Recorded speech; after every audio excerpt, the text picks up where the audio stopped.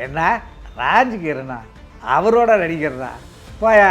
இவர் சம்பளம் கொடுக்க தயாராக இருந்தால் கூட இவர் ஆள் வந்து ஒரு மாதிரியாக இருக்காரா இவர் கூட நடிக்கிறதா அப்படின்னு ரிஜெக்ட் பண்ணிட்டாங்க. ரேவதி, ராதிகா, இந்த மாதிரி பெரிய பெரிய கதாநாயகிகள்லாம். நீங்கள் கதாநாயகனாக நடிங்க. என்ன தலைவரை கிண்டல் பண்ணுறீங்க? ஏன்னா அவர் குள்ளமாக இருப்பார், கட்டையாக இருப்பாரா? அவரெல்லாம் கதாநாயகனாக நடித்து எப்படி படம் ஹிட் ஆகும் அப்படிங்கிற மாதிரி அவருக்குள்ளே ஒரு தாழ்வு மனப்பான்மை இருந்திருக்கும் போல. நீங்கள் நடிங்க. இன்னைக்கு ரஜினிகாந்த் என்ன சம்பளம் வாங்குறாரோ அதை விட 1 லட்ச ரூபா நீங்கள் அதிகமாக வாங்குற அளவுக்கு பண்ணுற அப்படின்னு சொல்லி அவர்கிட்ட ஏதோ அடிச்சு விட்டேன். அப்போ ரஜினி சார் வாங்கின சம்பளம் 60 லட்ச ரூபா அப்போ அவர் சம்பளம் வாங்குறாரு. என் ராசாவின் மனசில் படம் ரிலீஸ் ஆகி ஒரு வாரம் கழிச்சு 80 லட்ச ரூபா சம்பளம் தரேன்ட்டு ஏவிஎம், சத்யஜோதி ஃபிலிம்ஸ், சத்யா மூவிஸ், இப்படி பல பெரும் கம்பெனி தயாரிப்பாளர்லாம் அவர் ஆஃபீஸ்க்கு வந்துட்டாங்க. அப்பா இளையராஜா எப்படி இதுக்கு மியூசிக் பண்ணார் அப்படிங்கிறது ஒரு பெரிய கதைன்னு வச்சுக்கோங்க. முன்னாடி பண்ண மாட்டேன்னாரு, உன் மூஞ்செல்லாம் போய் பாரியா, கண்ணாடியில் பார்த்தியாயா, நீ கதாநாயகனாக நடிக்க வந்துட்டியா அப்படிங்கிற மாதிரி தான் இளையராஜா ராஜ்கிரனை வந்து இது பண்ணார். கஸ்தூர் ராஜாவை அவர் வந்து அந்த ப்ரொடக்ஷன் பார்த்துக்கிறதுக்கு ஒதுக்கி விட்டுருந்துருக்காரு. இது யாருக்குமே தெரியாது. அதனால் அவருக்கு அந்த டெக்னிக்கலி அந்த வேலை தெரியல. அப்போ என்ன பண்ணாங்க? டைரக்ஷன் ஸ்க்ரீன் பிளே உங்களுக்கு ஃபுல்லாக தெரியும், நீங்கள் தான் ரெடி பண்ணது, கதை நீங்கள் தான் ரெடி பண்ணது, அதனுடைய உணர்வுகள் எல்லாம் நீங்கள் தான் ஒன்று ரசித்து அணுவாக ரசித்து உருவாக்குறீங்க, நீங்களே டைரக்ட் பண்ணுங்க அப்படின்னு இங்கேருந்து நான் அவர்கிட்ட சொன்னேன். 2வது நாளிலேருந்து அவரை உட்கார வச்சுட்டு இவரே டைரக்ட் பண்ணார். என் ராசாவின் மனசில் படத்தில் ஒரு நாள் கூட அவர் வேலை பார்க்கல. டைட்டில் கார்டில் டைரக்ஷன் யார் பேர் தலைவரை போட போகிறீங்க அப்படின்னு நான் அவர்கிட்ட கேட்டேன். கஸ்தூர் ராஜா பேர் தான் போட போகிறேன். என்ன தலைவரை எல்லாம் நீங்கள் பண்ணுறீங்க, ஏன் அவர் பேரை போடுறீங்க அப்படின்னு நான் கேட்டேன். சொன்னார், இல்லை அவனுக்கு வாக்கு கொடுத்துட்டோம், அதனால் அவன் பேரை போடுவோம், பாவம் படிச்சுட்டு போட்டோம், அவன் லைஃப்பை நம்ம கெடுக்கக்கூடாது, வாழ்க்கையை கெடுக்கக்கூடாது. ராஜ்கிரண் வந்து ஒரு உயர்ந்த மனிதர், நட்புக்காக உயிரையே கொடுப்பார். ராஜ்கிரண் சார் அப்படின்னு சொன்னாலே அந்த நெல்லி எலும்பு கடிக்கிறது, அப்படி சாப்பிட்றதுன்னு தானே சொல்லுவாங்க. உண்மையாக மனுஷன் அப்படி தான் சாப்பிடுவாரா? அவரே சமைச்சு சாப்பிடுவாருங்க. அதான் பெரிய பியூட்டி. மீன் குழம்பு, மட்டன் குழம்பு, சிக்கன் குழம்புல அந்த மசாலா அரைச்சி வைப்பார் பாருங்க, மண் சட்டியில் கொதிக்கும் போது எப்போ இதை வந்து எடுத்து வச்சு நமக்கு சாப்பாடு போடுவார் அப்படின்னு நம்மளை சுண்டி இழுக்கும். ஸ்ரீனிவாசா டூர் நடத்தும் ஆன்மீக சுற்றுலா. தொடர்புக்கு 9384854560. எவரெஸ்ட் ஈஸி செஃப் ஆகுங்கள் சில நிமிடங்களிலேயே. சௌபாக்யா ஹோம் அண்ட் கிச்சன் அப்ளையன்சஸ். உங்களுக்கும் ராஜ்கிரண் சாருக்கு ஏதோ நல்ல நட்பு இருக்கு, ரொம்ப வருஷமா அவங்களை தெரியும் அப்படின்ற மாதிரி விஷயங்கள்லாம் சொல்றாங்க. எந்த அளவுக்கு நீங்களும் ராஜ்கிரண் சாரும் ஒரு நட்பு ரீதியான ஒரு மனிதர்கள் சொல்லுங்க சார். ராஜ்கிரண் வந்து ஒரு உயர்ந்த மனிதர், நட்புக்காக உயிரையே கொடுப்பார். ஓகே, அது எனக்குன்னு இல்லை, எனக்கு அவர் உயிரெல்லாம் கொடுக்கல, நிறைய உதவிகள் பண்ணார். ஆனால் நிறைய பேருக்கு உயிர் கொடுத்துருக்காரு. எப்படி அப்படின்னா, எனக்கும் அவருக்கும் எப்படி நட்பானோம் அப்படிங்கிறத ஒரு சின்ன இன்சிடெண்ட் சொல்கிறேன். ஓகே, ஒரு உதவி இயக்குனர் லவ் பண்ணார். அந்த லவ் வந்து 2 பேருக்கும் எதிர்ப்பு, 2 வீட்லேயும் எதிர்ப்பு. ஓகே, அந்த உதவி இயக்குனர் இவர்கிட்ட வேலை பார்த்தாரு. ஓகே ஓகே, இவர்கிட்ட வந்து சொன்னார், அண்ணே இந்த மாதிரி லவ் பண்ணிகிட்டு இருக்கேன், எதிர்ப்பாக இருக்குது, கல்யாணம் பண்ணணுன்னு சொல்கிற அந்த பொண்ணு அப்படின்னு. அவன் அந்த கல்யாணம் பண்ணுறதுக்கு தாலி நூல் வாங்குறது கூட அவங்ககிட்ட காசு கிடையாது, அந்த மாதிரி சூழ்நிலை. உடனே இவர் என்ன பண்ணார், பரவாயில்லப்பா பண்ணிடலாம், அந்த பொண்ணை வர சொல்லு அப்படின்னு சொல்லிட்டு பேசி அந்த பொண்ணு ஓகே அப்படின்னு சொன்னோடனே அந்த காதல் திருமணத்தை, அப்போல்லாம் நம்ம சின்ன பசங்க லவ் பண்ணால், நம்ம ஃப்ரெண்ட்ஸ் லவ் பண்ணால் உடனே காதல் கல்யாணம் பண்ணி வைக்க நம்ம கூட வந்து மாவீரர்கள் மாதிரி கூட போய் அவங்களுக்கு ஹெல்ப் பண்ணி கல்யாணம் பண்ணி வைப்போம்ல, அது மாதிரி இவர் பண்ணி வச்சார் அந்த உதவி இயக்குனருக்கு. நாடோடிகள் படம் வந்ததுக்கப்புறம் எல்லாரும் திரும்பினாங்க, அது வேறு விஷயம். அதுக்கு முன்னாடி உடனே இதை நான் கேள்விப்பட்டு அந்த உதவி இயக்குனரை போய் பேட்டி எடுத்து ஒரு பத்திரிகையில் போட்டேன். உதவி இயக்குனருக்கு ஒரு தயாரிப்பாளர் செய்து வைத்த காதல் திருமணம்னு ஒரு பெரிய என்ன சொல்கிறது, 4 பக்கத்து கட்டுற மாதிரி எழுதிட்டீங்க. ஆமாம், அது போட்ட உடனே அதை வந்து இவர் பார்த்துட்டு ரொம்ப சந்தோஷமாக அடைஞ்சு அப்போ என்கிட்ட நெருக்கமாயிட்டார், நல்ல நட்பாயிட்டார். அதுக்கு முன்னாடியே அவர் தயாரிப்பாளர், நான் பத்திரிகைக்காரங்கிறதுல ஒரு டச் இருந்தது. ஆனால் இது வந்த பிறகு என்கிட்ட ரொம்ப க்ளோஸ் ஆகிட்டார். அப்புறம் நிறைய அவருக்கு எனக்கு நிறைய பழக்கங்கள் இருந்தது, போயிட்டு இருந்தது. அப்புறம் அவருடைய படத்துக்கே நான் வந்து பிஆர்ஓவாக வேலை பார்த்தேன். அதை தொடர்ந்து வந்து ராமராஜனை வச்சு பெத்தவ மனசுன்னு ஒரு படம் எடுத்தார். அந்த படத்தில் தான் கஸ்தூரி வந்து கதாநாயகியாக இன்ட்ரடியூஸ் ஆனது. Okay okay. முத ராஜ்கிரனுடைய நண்பர் கஸ்தூரி அப்பா ஒரு கல்யாண ரிசப்ஷனில் கஸ்தூரியை பார்த்து ஒரு சின்ன பொண்ணு +2 படிச்சதுன்னு நினைக்கிறேன். அப்போ அதை கதாநாயகியாக போடுறதுக்காக, ஏன்னா அப்போ ராமராஜன் வந்து ஒரு 30-35 படத்தில் நடிச்சிட்டு இருந்தார். அந்த நேரத்தில் இவருக்கும் ஒரு படம் கால் ஷீட் கொடுத்ததால ஒரே நேரத்தில் அவர் பல படங்கள் நடிப்பார். அப்போ பிஸியான கதாநாயகியை போட்டால் அவர் கொடுக்குற கால் ஷீட் அன்னைக்கு அந்த கதாநாயகி வேறு ஏதாவது படத்தில் நடிப்பாங்க. அப்போ கால் ஷீட் பயன்படுத்த முடியாது. அதுக்காக இவர் வந்து ஒரு புது கதாநாயகியை போட்டோம்னா இவர் என்னைக்கு வராரோ அன்னைக்கு அந்த பொண்ணு வீட்டில் தான் இருக்கும், டக்குன்னு கூப்பிட்டு ஷூட் பண்ணிக்கலாம் அப்படிங்கிற ஐடியாவில் கஸ்தூரியை வந்து போட்டு ஒரு 10 நாள் ஷூட் பண்ணிட்டார்.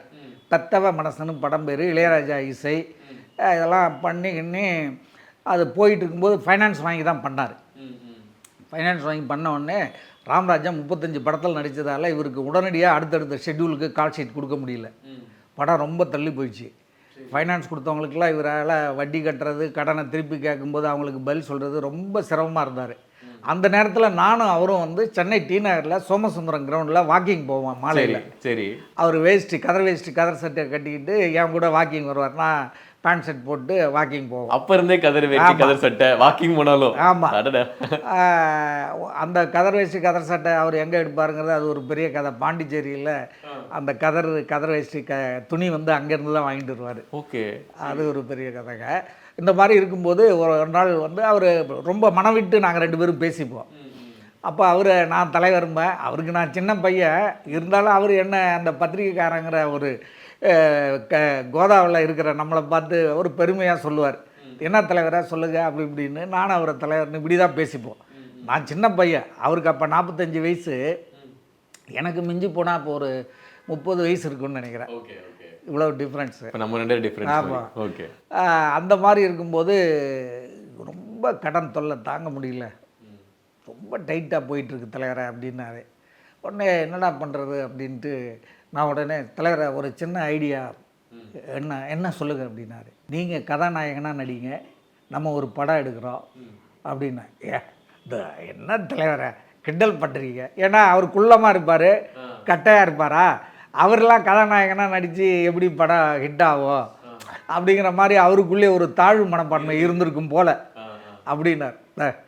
நீங்கள் நடிங்க, படத்தை வந்து இன்றைக்கி ரஜினிகாந்த் என்ன சம்பளம் வாங்குறாரோ படம் ரிலீஸ் ஆனதோ அதை விட 1 லட்ச ரூபா நீங்கள் அதிகமாக வாங்குகிற அளவுக்கு பண்ணுறேன், அது என்னுடைய திறமை அப்படின்னு சொல்லி அவர்கிட்ட ஏதோ அடிச்சு விட்டேன். அப்போ ரஜினி சார் வாங்கின சம்பளம் 60 லட்ச ரூபா அப்போ அவர் சம்பளம் வாங்குறாரு.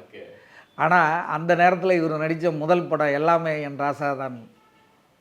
என் ராசாவின் மனசில் படம் ரிலீஸ் ஆகி ஒரு வாரம் கழித்து 80 லட்ச ரூபா சம்பளம் தரேன்ட்டு ஏவிஎம், சத்யஜோதி ஃபிலிம்ஸு, சத்யா மூவிஸு, இப்படி பல பெரும் கம்பெனி தயாரிப்பாளர்லாம் அவர் ஆஃபீஸுக்கு வந்துட்டாங்க. அப்பா படம் ஷூட் போயிட்டு இருக்கும்போது எல்லோரும் என்னை பார்க்குறாங்க. அந்த தயாரிப்பாளர்கள் எல்லாம், ஏன் நம்ம தானுவே கூட சொன்னார், யோ ஏன் அவன் காதர், அவர் பேர் ராஜ்கிரண் பேர் காதர், ஐயோ ஏன்பா தம்பி காதரை இப்படி போய் கெடுத்துட்டேன், கதாநாயகனாக நடிக்க வச்சு காலி பண்ணுறியப்பா அப்படின்னாங்க.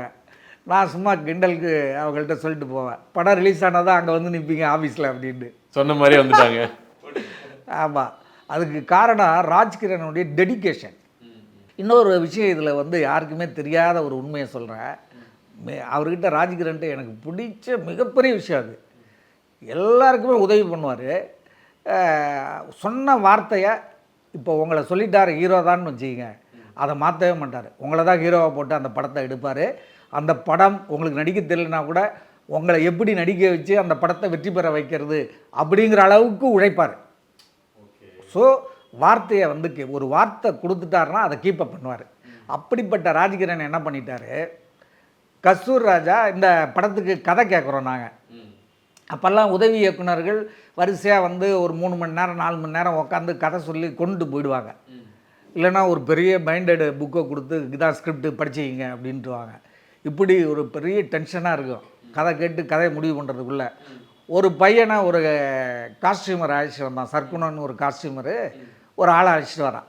ஒரு 35-30 வயசு ஆளை அழைச்சிட்டு வந்து, இவர் என் மச்சான், இவர் விசுகிட்ட அசிஸ்டண்டாக இருந்தார், இவர் ஒரு கதை வச்சுருக்காரு, இவரை கேட்டு பாருங்கள், பிடிச்சிருந்தா அவரை போட்டு படம் எடுங்க அப்படின்னு அவன் வந்து ரெக்கமெண்ட் பண்ணுறான்.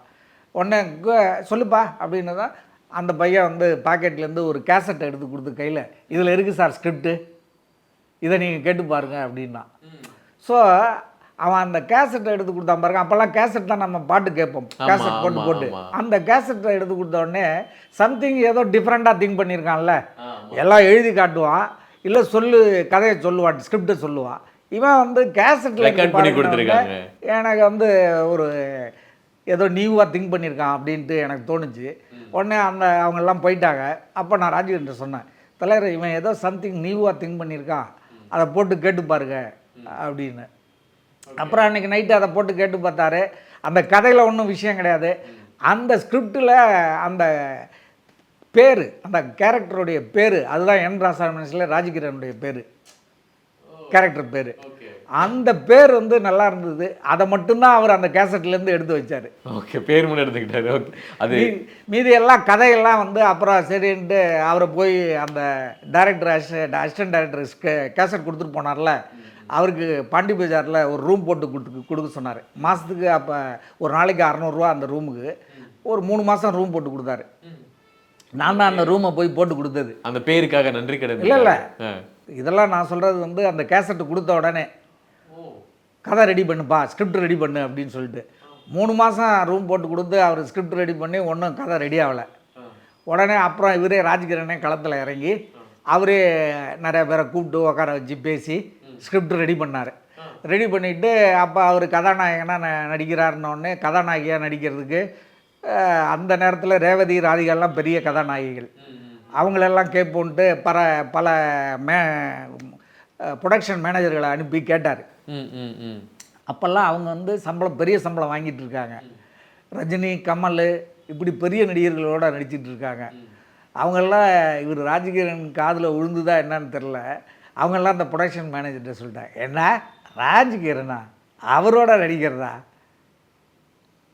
போயா அப்படின்னு ப்ரொடக்ஷன் மேனேஜரை சொல்லி அடிச்சுட்டாங்க அவங்க. இவர் சம்பளம் கொடுக்க தயாராக இருந்தால் கூட இவர் புதுமுகம், இவர் ஆள் வந்து ஒரு மாதிரியாக இருக்காரா, இவரை என்ன பண்ணுறது, இவர் கூட நடிக்கிறதா அப்படின்னு ரிஜெக்ட் பண்ணிட்டாங்க. ரேவதி, ராதிகா இந்த மாதிரி பெரிய பெரிய கதாநாயகிகள்லாம். அப்போ தான் நான் வந்து குமுதம் அட்டப்படத்தில் வந்து மீனாவை குழந்தையாக இருந்தவங்க கதாநாயகியாக நடிக்க போகிறாங்கன்னு போட்டிருந்தேன். ஒரு ஸ்டில்லு அட்டப்படத்தில் போட்டிருந்தோம். அப்போ குமுதம் அட்டப்படத்தில் வந்தால் அவங்கெல்லாம் வந்து உண்மையிலேயே பெரிய பாக்கியசாலிகள், பெரிய ஆட்களை தான் போடுவாங்க. அவங்க போட்டால் அதை எல்லோரும் பார்த்துருவாங்க. 7.5 லட்சம் காப்பீஸ் விற்ற பத்திரிக்கை அதுதான் அன்றைக்கி வந்து ப்ரொமோஷன். அதை பார்த்த உடனே அவங்களுக்கு நான் தான் அதை போட்டு விட்டேன். எடிட்டர்கிட்ட கொடுத்த உடனே அவர் போட்டார், நல்லா இருக்குப்பா படம் அப்படின்னு சொல்லிட்டு. அதனால் எனக்கும் மீனா அம்மாவுக்கும் ஒரு நல்ல பழக்கம். ஏன்னா அந்த ஃபோட்டோ குமுதத்தில் வந்த பிறகு தான் அந்த பொண்ணை வந்து கதாநாயகியாக நடிக்க நிறையா பேர் வந்து பார்த்து போயிட்டு இருந்தாங்க. அது அப்போ +2 படிச்சுட்டு இருந்தது வித்யோதயா ஸ்கூலில், திருமலை பிள்ளை ரோடு, டி நகரில். ஸ்கூலுக்கு போகாது, வீட்லேயே உட்காந்து படித்து அது பரீட்சை எழுதிச்சு. அந்த நேரத்தில் தான் இது வந்தது. அப்போ ராஜகிரனுக்காக நான் போய் அந்த அம்மாட்ட பேசினேன். ஐயோ என்ன சார் நீங்கள், ராஜகிரனுக்கு 45 வயசு, என் பொண்ணுக்கு 18 வயசு, சரியாக வருமா லைஃப்? என் பொண்ணு எப்படி படம் நடிக்குது, நல்லா ஹீரோவோட நடிச்சு வந்தால் தானே பிக்கப் ஆகும் அப்படின்னு அந்த அம்மாவை என்கிட்டயே வந்து இப்படி சொல்லிட்டா. சரி என்னடா இந்த அம்மா இப்படி சொல்லுது அப்படின்ட்டு நான் ஒரு 4-5 தடவை அந்த அம்மாட்ட பேசி கரெக்ட் பண்ணிக்கிட்டே இருந்தேன். சரி ஓகே அப்படிங்கிற லெவலுக்கு வந்துட்டாங்க. கதையை சொல்லி இவருடைய டேலண்டெல்லாம் சொல்லி பண்ணவுடனே ஓகேன்னு வந்துட்டாங்க. 45,000 ரூபா அப்போ அதுக்கு சம்பளம், காஸ்ட்யூம், ஹேர் ஸ்டைலு எல்லாத்துக்கும் சேர்த்து. ராஜகிரனா ஓகே அப்படின்ட்டாரு. அப்புறம் தான் இந்த படம் வந்து அப்போ ஒரு கேமராமேன் கிச்சாஸ்ன்னு அவரையும் நான் தான் கொண்டு போய் விட்டேன். 25,000 ரூபா அவருக்கு சம்பளம், ஒரு கோல்டு மெடலிஸ்ட்டு. ஆனால் அவர்கிட்ட ஒரு சின்ன கெட்ட பழக்கம், எதையும் 2 ஷாட் எடுப்பார், ஒரே ஷாட்டு ஓகே பண்ண மாட்டார். ஒரு சின்ன சந்தேகம் அவருக்கு வரும். அதனால் சரி பரவாயில்லன்னா அவரையே போட்டார். பின்னாடி இந்த படம் உங்களுக்கு தெரியும், மிகப்பெரிய வெற்றி பெற்றது. அந்த படம் வந்து முதல்ல பாடி சிவசக்தி தேட்டரில் போய் பார்க்குறோம். நாங்கள் போகும்போது ஈவினிங் ஷோக்கு தான் நாங்கள் போகிறோம். அவரே ரிலீஸ் பண்ணார். இது இளையராஜா எப்படி இதுக்கு மியூசிக் பண்ணார் அப்படிங்கிறது ஒரு பெரிய கதைன்னு வச்சுக்கோங்க. முன்னாடி பண்ண மாட்டேன்னாரு, உன் மூஞ்செல்லாம் போய் பாரியா, கண்ணாடியில் பார்த்தியாயா, நீ கதாநாயகனாக நடிக்க வந்துட்டியா அப்படிங்கிற மாதிரி தான் இளையராஜா ராஜ்கிரனை வந்து இது பண்ணார். அதெல்லாம் தாங்கி அந்த படத்துக்கு அவர் மியூசிக் போட்டு அந்த படத்தையே முதல் காப்பி அவர் வாங்கினார். இளையராஜா பாவலர் கிரியேஷன்ஸ் வாங்கி அதை இவரே ரிலீஸ் பண்ண சொன்னார். ஏன்னா இவர் ராஜ்கிரண் டிஸ்ட்ரிபியூஷனில் பெரிய ஆள், கிங்கு. ஸோ டிஸ்ட்ரிபியூஷன் பண்ணனால தான் அவருக்கு வந்து இந்த கதை செட் ஆகணும்னு தெரிஞ்சிருக்கு. அது ப்ரொடியூஸ் பண்ணுறதுக்கு கதை வந்து அவர் ரெடி பண்ணாதான். ஸோ இந்த படத்தை டைரக்ட் பண்ணது யாருன்னு சஸ்பென்ஸ் வச்சல, டைரக்ட் பண்ணது தான் கஸ்தூரி ராஜா, தனுஷ் அப்பா. முதல் நாள் டைரக்ட் பண்ணுறாரு ஸ்பாட்டில் போயிட்டு, ரெண்டாவது நாள் டைரக்ட் பண்ணுறாரு. அவருக்கு டைரக்ஷனே தெரியல. கஸ்தூரி ராஜா சாருக்கு ஓகே, அவர் கஸ்தூரி ராஜாவுக்கு டைரக்ஷனே தெரியல. என்னடான்னு பார்த்தா அவர் விசுகிட்ட வந்து அவர் 5-6 அசிஸ்டண்ட் இருப்பாங்க. ஒவ்வொரு அசிஸ்டண்ட்டுக்கும் ஒவ்வொரு டிபார்ட்மெண்ட்டை ஒதுக்கி விடுவாங்க. ஒருத்தர் காஸ்டியூம் கண்டினியூட்டி பார்த்துக்கப்பா, ஏன்னா அவர் ஃபஸ்ட் காப்பி ரேஞ்சில் தான் படம் எடுப்பார் விசு. ஒருத்தர் வந்து ப்ரொடக்ஷன் பார்த்துக்க அப்படின்னு ஒதுக்கி விடுவார். ஒவ்வொரு டீமாக ஸ்கிரிப்ட் ஒருத்தவன் பார்த்துக்க அப்படின்ட்டு விசு ஒதுக்கி விடுவார். கஸ்தூரி ராஜாவை அவர் வந்து அந்த ப்ரொடக்ஷன் பார்த்துக்கிறதுக்கு ஒதுக்கி விட்டுருந்துருக்காரு. இது யாருக்குமே தெரியாது. ப்ரொடக்ஷன்னா என்னன்னா சாப்பாடு அது இதெல்லாம் ரெடி பண்ணி கொடுக்கறது. அதனால் அவருக்கு அந்த டெக்னிக்கலி அந்த வேலை தெரியல. அப்போ என்ன பண்ணாங்க டைரக்ஷன்? இது வந்து ராஜ்கிரனுக்கும் தெரியாது, யாருக்குமே தெரியாது. அசிஸ்டன்ட், விசுவோடைய அசிஸ்டண்ட்டு கதை நல்லா இவன் கொடுத்தான், ரைட்டு ரெடி பண்ணிட்டோம். என்ன பண்ணாங்க சார்? என்னடா அப்படின்ட்டு அங்கேருந்து ஃபோன் வருது. என்ன பண்ணுறதுன்னு தெரில, பையனுக்கு டைரக்ஷன் தெரியல, ரொம்ப இழுக்கிறாரு அப்படின்னு. கவலையே படாதீங்க, ஸ்க்ரீன் பிளே உங்களுக்கு ஃபுல்லாக தெரியும், நீங்கள் தான் ரெடி பண்ணது, கதை நீங்கள் தான் ரெடி பண்ணது, அதனுடைய உணர்வுகள் எல்லாம் நீங்கள் தான் ஒன்று ஒன்று ரசித்து அணுவாக ரசித்து உருவாக்குறீங்க, நீங்களே டைரக்ட் பண்ணுங்க அப்படின்னு இங்கேருந்து நான் அவர்கிட்ட சொன்னேன். அவர் உடனே விளையாட்டாக சொன்னேன், என்ன தலைவராக நீங்கள் வேறு பண்ணுங்க தலைவராக கரெக்டாக இருக்கும் அப்படின்னு. ரெண்டாவது நாள்லேருந்து அவரை உட்கார வச்சுட்டு இவரே டைரக்ட் பண்ணார். இவர் ராஜ்கிரனே டைரக்ட் பண்ணார். அவர் கஸ்தூரி ராஜா ஒரு வாரம் ஸ்பாட்டில் இருந்துட்டு அப்புறம் வந்துட்டார், சென்னைக்கே வந்துட்டார் அவர். அப்புறம் அதுக்கு பிறகு அந்த என் ராசாவின் மனசில் படத்தில் ஒரு நாள் கூட அவர் வேலை பார்க்கல. அப்போ போஸ்ட் ப்ரொடக்ஷன் ஒர்க்கெலாம் நடக்கும்போது நானும் ராஜ்கிரண் கூட போவேன் எடிட்டிங் ஏரியாவுக்கு. போகும்போது டைட்டில் கார்டில் டைரக்ஷன் யார் பேர் தலைவரை போட போகிறீங்க அப்படின்னு நான் அவர்கிட்ட கேட்டேன். கஸ்தூரி ராஜா பேர் தான் போட போகிறோம். என்ன தலைவரை எல்லாம் நீங்கள் பண்ணுறீங்க, ஏன் அவர் பேரை போடுறீங்க அப்படின்னு நான் கேட்டேன். சொன்னார், இல்லை இல்லை அவனுக்கு வாக்கு கொடுத்துட்டோம், அதனால் அவன் பேரை போடுவோம், பாவம் படிச்சுட்டு போட்டோம், அவன் லைஃப்பை நம்ம கெடுக்கக்கூடாது, வாழ்க்கையை கெடுக்கக்கூடாது. ஏன்னா இந்த படத்தில் அவன் பேரை போடலன்னா அவன் டைரக்டர் இல்லைன்னு ஃபீல்டே நினச்சிடும். அப்போ அவன் டைரக்ஷன் ஃபீல்டுக்கே போக முடியாது, ஒரு படமும் வேலையும் பார்க்க முடியாது, எடுக்கவும் முடியாது. அப்போ எனக்கு சிங்க் பண்ணிக்க முடியுது. தனுஷ் சார் வந்து அடுத்தடுத்து ராஜ்கிரண் அவர்களை வச்சு டைரக்ஷன் பண்ணுற படத்தில் அவர் இருக்கிறதுக்கு காரணம் நான் இட்லி கடையில் இருக்கிறாரு. சாரி, இது தனுஷுக்கே தெரியுமா தெரியாதான்னு எனக்கு தெரியல. தனுஷுக்கு தெரிஞ்சிருக்க வாய்ப்பு இல்லை, தெரியாது. ஸோ அவ்வளோ பெரிய மனசு ராஜ்கிரனுக்கு. டைரக்ட் பண்ணாமலே அவர் பேரை போட்டார். அந்த படம் 275 நாள் ஓடிச்சு. அந்த 275 நாள் படத்தை டைரக்ட் பண்ணவர் இவர் தான். நிறைய பேர் அவரை டைரக்டராக புக் பண்ணி டைரக்டர் ஆக்கினாங்க. பட் இது வரைக்கும் இன்னும் யாருக்குமே தெரியாது இது மெயினாக. அது தெரியல எனக்கு, அந்த படத்தில் வேலை பார்த்தவங்க எல்லாருக்கும் தெரியும். ராஜ்கிரண் சார் அப்படின்னு சொன்னாலே அந்த நெல்லி எலும்பு கடிக்கிறது அப்படி சாப்பிட்றதுன்னு தானே சொல்லுவாங்க. உண்மையாக மனுஷன் அப்படி தான் சாப்பிடுவாரா? சரி சரி சரி, இல்லை இல்லை படத்தில் காமிச்சது. ஆமாம், ரொம்ப அவர் காலையில் சாப்பிட மாட்டார் அப்போல்லாம், வெறும் ஒரு ஜூஸ் குடிப்பார், அவ்வளோதான். அப்படியா? ஆமாம், 5 முறை தொழுகை நடத்துவார். கடவுள் மேலே அவ்வளோ நம்பிக்கை உள்ளவர். 5 முறை தொழுகை நடத்துவார். எவ்வளோ பெரிய வேலை இருந்தாலும் அந்த தொழுகையை வந்து ஸ்டாப் பண்ண மாட்டார், பண்ணிவிடுவார். அந்த நேரத்தில் எவ்வளோ பெரியவங்க வந்தால் கூட உட்காந்து தான் இருப்பாங்க. அதை முடிச்சுட்டு வந்த பிறகு தான் அவர் சந்திப்பார். ஓ, அவர் சாப்பாடு எல்லாம் எப்படி?